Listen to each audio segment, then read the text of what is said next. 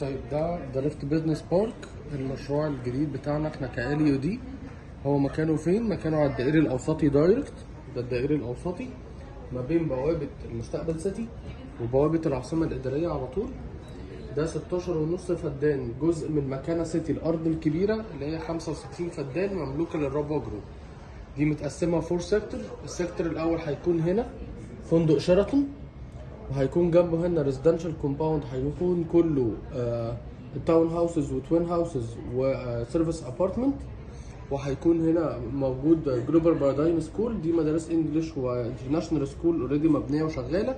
والقطاع الاخير هيكون ذا ريفت بزنس بارك، اكبر منطقه تجاريه موجوده في المستقبل سيتي، وهي اول ارض واول واجهه على المستقبل سيتي على طول، واخده التقاطع بتاع الدائري الاوسطي مع محمد بن زايد اللامركزي اللي بيوصل لحد بوابه العاصمه الاداريه.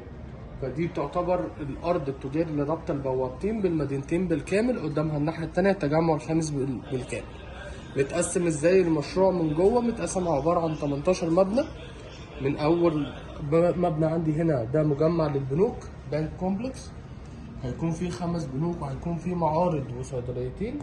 جنبه على طول المبنى ده هيكون فيه هايبر ماركت كونكتد بالمبنى اللي بعده اللي هو السينما كومبلكس، كونكتد بالمبنى التاني اللي هو الكيدز اريا، ومين مول شوبينج سنتر كامل موجود برضو جوه المول. عندي هنا ده برضو مبنى كامل كوميرشال، وده مبنى كامل كوميرشال جنبهم 3 درايف ثرو وبنزينه. بعد كده هتلاقي عندي ووتر فيتشر واخده المشروع من اوله لاخره بمساحه 12000 متر، قطع المشروع كله بالطول. بعدين بيبقى السيكتور التاني هيكون فيه 2 ميديكال سنتر جنب المدارس على طول، ومبنى كامل للجيم، وبقيه المباني كلها بتكون الادمن. الكوميرشال في الدور الارضي في المشروع بالكامل، وفي الجزء ده في الدور الارضي والاول والتاني، وده كله كونكتد ببعض. ده ارضي و3 ادوار، الارض فيه بتبقى تجاري وكل المتكرر بيكون ادمن فيما عدا المبنيين الطبي.